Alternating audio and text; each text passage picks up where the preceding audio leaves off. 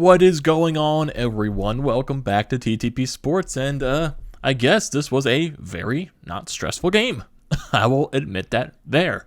The Phillies beat the Diamondbacks as they should, by a score of 7-0, as they should, because I believe this is how the games are supposed to be played when you're playing the Diamondbacks, just absolutely blowing them out. So, I'm not going to complain about this win, because basically just everything went right for the Phillies. Kyle Gibson had a really solid game. The bullpen had a really solid outing after Kyle Gibson's performance. And the offense, they scored 7 runs. There's really not much to complain. I guess the only complaint you could say is the Diamondbacks hitters just don't go down easily. I'm like, come on, stop fouling the pitches off. Just stop. Just swing and miss or get out. Please. Stop prolonging the game. Even though it's a little nitpick. But, yeah, not much to complain about in this game. Everything basically went right for the Phillies. So you win 2 games so far out of this series. You win 2 out of 3. You have a 4th game tomorrow. Try to win it. You have Ranger Suarez on the mound going up against Mad Bum. So who knows how that is going to turn out. Like I said, you take it day by day. That is how I am doing it. My hopes for this team still are as low as this house can go. So that's where I stand. I'm not going to raise my expectations just because you've won 2 in a row against the Diamondbacks. I'm not going to be that. I'm trying to look at this as realistic as possible. Because right now, if the Phillies are to try to make this playoff push, they control their own destiny. You can only scoreboard watch so many times. Because right now, you had so many opportunities to take advantage when you won those 8 games. Then you had so many series. Okay, Dodgers, wasn't going to expect you to win that series. Rebound against the Reds. Okay, you didn't win that series. Try to rebound when you go and play a terrible team in the Diamondbacks, and you lose that series, and then you just kept that losing going. So you win 2 straight. Right now, the offense looked confident after tonight, so hopefully it can continue. I'm not going to say it's going to, because at the end of the day, I know what this team is. But, and I hate to be the Debbie Downer because after a win, but I'm just trying to look at this realistic as possible. But I digress. To get into this game, because it was a very not stressful game, the Phillies offense did everything possible they could to win the game, and the pitching was very, very solid. It starts early in the 1st inning. Odubel Herrera leads off with a double. Gene Segura then lays down just a beautiful hit in the perfect spot to get Odubel to third base and him safe at first as well. Then Bryce Harper, I have no idea how he drove this ball that far. He shattered the bat in half. Honestly, if the bat stayed not broken, maybe this ball could have been gone. Honestly, Bryce Harper is that strong. He probably could have drove the ball out of the ballpark regardless of what shape his bat is in. But still, he gets the sac fly breaking his bat. Makes it a 1-0 lead. Didi Gregorius then gets a double down the left field line. Manages to score Gene Segura over from first base. He runs by the stop sign, but he scores. Didi Gregorius did get out at third, though. It was a very, very close play. The glove on the tag just got his jersey right before Didi touched third base. So it was a very, very close play indeed. But still, you go up 2-0 in the bottom of the 1st inning. That's as much as you can ask for if you're Kyle Gibson.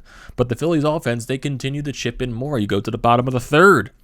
Odubel Herrera and Gene Segura go back-to-back solo bombs, making it a 4-0 lead for the Phillies. And basically, that's all Kyle Gibson needed. He was very solid today. Even though the pitch count did get up there during the 6th inning, it was just the Diamondbacks. They were just dragging out the at-bats. There were so many 10-plus pitch at-bats. It was crazy. It was very crazy, but Kyle Gibson, he was getting the ground balls. He was getting the outs. He didn't strike out that many. He was getting a lot of contact, a lot of weak ground balls, flyouts. He was really solid on the mound today. Sorry, I slipped on my words there, but still, you know what I mean. Kyle Gibson has been really solid since the Phillies traded for him at the deadline. And that's basically all they could have asked for. He goes another 6 innings in this ballgame. Much more they can ask for. 6 innings, 3 hits, no earned runs, no walks, 3 strikeouts. Very, very solid from Kyle Gibson. Going to the bottom of the 8th, the Phillies decide to tack on some more insurance runs. Bryce Harper, he gets his 30th double of the season. Somehow I have no idea how this ball stayed fair, but it's fair, and he gets the double regardless. Didi Gregorius, he gets his 3rd double of the night. scores Bryce Harper, makes it a 5-0 lead. Andrew McCutchen, there was a fielding error. He manages to get the first base and Didi over to third. Brad Miller, he gets an RBI single, makes it 6-0. Ronald Reyes gets a single to load the bases up. Rafael Marchand, he grounds into a force out to make it a 7-0 ball game.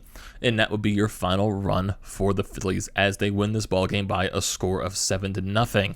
Your bullpen pieces that came out today, Jose Alvarado, very, very strong, using the curveball out of all of his pitches more often than not. I was like, what the hell is this by Jose Alvarado? I was very surprised. Very, very surprised. But hey, he had a nice 1-2-3 inning in that 7th. Went the full inning. 2 strikeouts, no hits, no runs, no walks. Very solid from him. Hector Neris came out in the 8th inning, struck out the side. He continues to be impressive basically ever since halfway through the season. He's been really impressive ever since basically getting taken out of that closer role and being more of that middle relief type of guy. 7th inning, 8th inning type of guy. He has been very, very strong. And Coonrod came in for the 9th inning. He allowed 1 hit, but he managed to get out of that inning, got 1 strikeout as well. And he had a little bit of a weird situation on the mound where he was getting ready to pitch. It was he was winding up, and the ball, I guess, got loose in his glove, and it wasn't in his hand for it to grip it. It was like bouncing around in his glove. I have no idea what happened there. It was just a little funny moment. And I just had no idea what happened there. I guess it was a little bit of a brain fart and just malfunction with the glove. So, hey, he still managed to get the pitch through, but it was just a little bit of a funny moment, I guess you can say. Go to the box score for the lineup. Odubel Herrera goes 2 for 4 with the home run tonight. Gene Segura goes 3 for 2 with 2 runs scored and an RBI. Bryce Harper, he goes 1 for 3 with an RBI and a run scored. Didi Gregorius, he goes 3 for 4 in this ballgame. 2 RBIs. He had 3 doubles on the night. Andrew McCutchen, quiet night at the plate. He goes 0 for 4. He did reach on an error, but still doesn't count in the hit column, so he goes 0 for 4. Jankowski eventually did come to pinch run for Andrew McCutchen. Brad Miller, he goes 2 for 3 with an RBI and a walk. Ronald Reyes, almost said Brad Miller twice for some reason. Ronald Reyes, he goes 1 for 4. Rafael Marchand got the start today. He went 0 for 4. He got an RBI as well. And Kyle Gibson, he went 0 for 2 in the ballgame. Then you get your various pinch hitters, Bonifacio, Galvis. Those guys really did not do anything. So, not much to talk about from this game. It was just a very not stressful game, surprisingly. Runners in scoring position for the Phillies, they went 4 for 10. They left 10 or 5 runners on base, actually. And yeah, there's really not that much to talk about. I don't know. It feels weird. It feels weird not to have a stressful game. I'm just like, that game was actually pretty smooth. I'm like, what the hell happened? I'm just like, man, something's going to happen. Something's going to happen to make this game a living nightmare. But it never did. It just never did. It was a really solid game. I'll give it to them. I'll give it to them. Credit where credit is due. Man, I wish I had more to talk about, but really there really isn't. You get your second win in a row against the Diamondbacks, a team that you should be beating, and you had a not stressful game for once. I can't ask for anything more, I guess. And if we look at the scores around the league, the last time I saw with the Braves and the Giants, I think they were losing the game. Yes, the Braves are losing to the Giants. They're losing 3-0 in the bottom of the 7th inning.